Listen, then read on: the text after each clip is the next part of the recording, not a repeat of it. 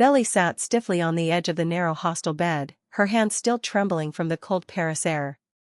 Her suitcase, half-zipped, clothes spilling out, sat like a reminder in the corner. She hadn't meant to come here. The decision wasn't rational. It wasn't even planned. It happened in a flash, a heartbeat, really. She saw the flight to Paris on the departure board and something in her snapped. Her feet moved faster than her thoughts. She'd boarded with nothing but her backpack, a single change of clothes, and a belief that maybe this escape would fix something. Back in Finch, everything had collapsed like dominoes. The fight with Jeremiah. The way Conrad had looked at her, disappointed, distant. The silence from her friends. Her own silence. And then Laurel. Her mother. Belly had avoided her calls, her texts, everything. Because how do you tell your mother that you've broken everything good in your life, and now you're running from the pieces? Paris was supposed to be a second chance. She'd remembered Anton mentioning a last-minute opening in a summer program. The idea felt distant then, like something she'd never be brave enough to do. But that was before everything went wrong. Before she started losing who she was.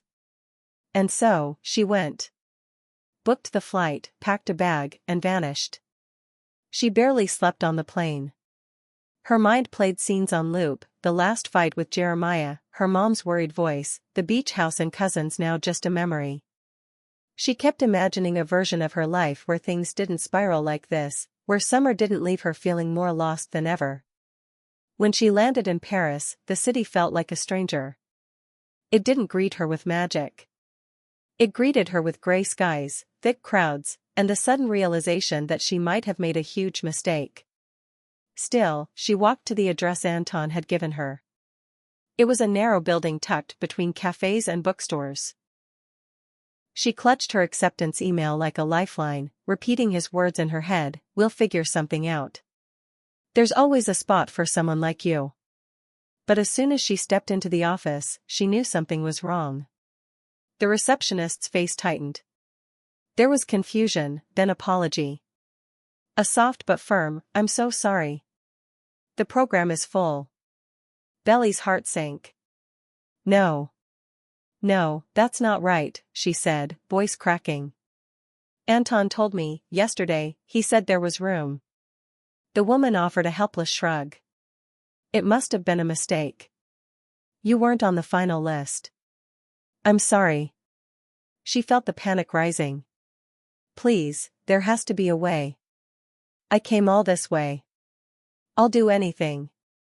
I'll stay anywhere. Just let me be part of it." The answer stayed the same. Apologies. No solutions.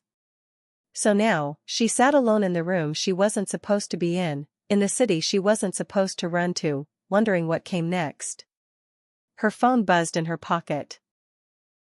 It had been hours since she last looked at it. Laurel had left 3 voicemails, 2 messages. No anger, just concern.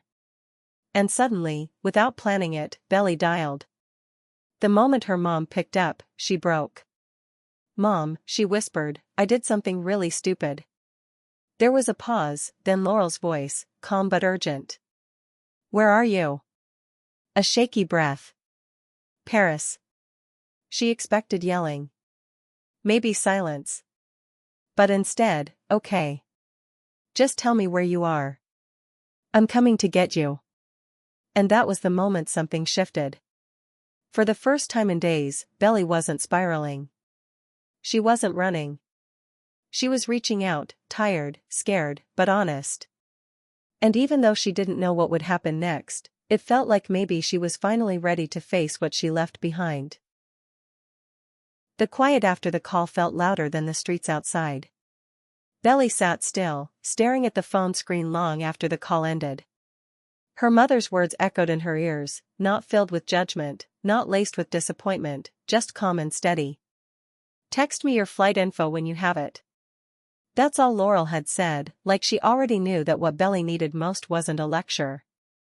It was a lifeline. But Belly didn't book the flight. Not yet. She opened the window, letting in the cool Paris air. The street below buzzed with energy, people laughing outside cafes, the sound of mopeds zipping by, distant music spilling out of an open door. It was the kind of city that should have made her feel alive. Instead, she felt like a ghost floating through it. She hadn't told Laurel everything. She hadn't told her that the flight to Paris was never about the program. Not really. It was about running away from the version of herself that kept hurting the people she loved. From the girl who kissed the wrong boy. Who stayed silent when it mattered most. Who watched her life fall apart and didn't know how to fix it. Everything had felt like too much. Jeremiah had stopped answering her texts. After that last argument, the way he looked at her like she was someone he didn't recognize, she hadn't known how to reach him. Conrad, always the quiet one, had withdrawn even further. She couldn't read him anymore. And then there were the whispers back at Finch. The classmates, the judgmental glances, the feeling of being talked about instead of spoken to. Her world had gotten small, fast. And still, she hadn't told anyone how bad it got. How sometimes, she couldn't sleep because her chest felt too heavy. How food tasted like nothing. How she would stare at her phone and want to call her mom, but feel like if she did, she'd start crying and never stop. So she boarded a plane. Not for the program, not really. She came to Paris because it was the only place far enough that the past couldn't touch her, or so she thought. But the past doesn't need a plane ticket. It travels with you, quietly, tucked into your thoughts. And now, sitting alone in a borrowed room in a city that didn't feel like hers, Belly finally admitted something she hadn't let herself say out loud. She was scared. Not of being alone. But of not being able to fix what she broke. She picked up the acceptance email again, reading it like maybe the words would magically change. But the date was old. The invitation was vague. It was hope, not confirmation. She should have known better. But desperation makes people ignore red flags, and she'd been desperate for something, anything, that felt like forward motion. She looked around the room, eyes landing on her journal. She hadn't opened it in weeks. Her hand hovered over it, unsure. Then slowly, she flipped it open to a blank page. She started writing, and the words poured out like they'd been waiting for a crack in the dam. I made a mistake. Not just one. 1,000 small ones that turned into this giant mess I don't know how to clean up. I keep thinking that if I just get far enough away, I won't feel it anymore. But I do. I feel everything. The guilt. The shame. The way I miss him. The way I miss her, my mom. I pushed her away, and she still picked up when I called. She stopped, her throat tight. Maybe I don't deserve to be forgiven yet. But I don't want to keep running. Not anymore. Belly closed the journal and sat back. She didn't know what tomorrow would look like.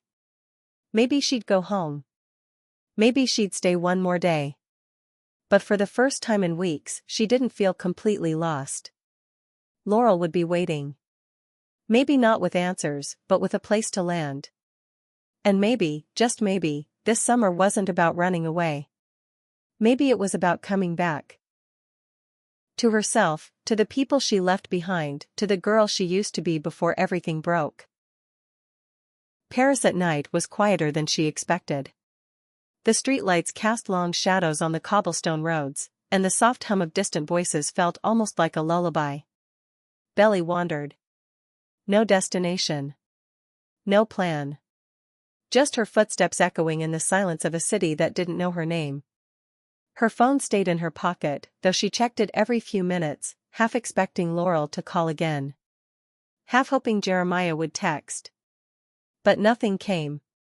And somehow, that hurt less than it did yesterday. She turned a corner and found herself standing in front of a quiet bookstore, the kind that looked older than time. Its windows were fogged with age, and inside, the walls were lined with stories waiting to be touched. It reminded her of the bookstore near Cousins Beach, the one she used to pass by every summer but never entered. Jeremiah had once dared her to steal a bookmark from the front table. She didn't, of course. But he laughed so hard at the idea, it made her feel like they could stay in that moment forever. That memory hit her like a punch. Cousins. The ocean. That final summer when everything started falling apart. Belly thought she had time. Thought she could navigate the storm between the boys, the heartbreak, the decisions she kept putting off. She thought she could control it all. But love doesn't work like that. And neither does grief. That summer, it wasn't just about who she loved. It was about what she lost. Susanna had been the glue that held all of them together, and once she was gone, everything started to crack. Laurel tried to stay strong, but Belly saw the exhaustion in her mother's eyes. The sadness she tried to bury under lists and responsibilities. And Belly, instead of helping, she drifted.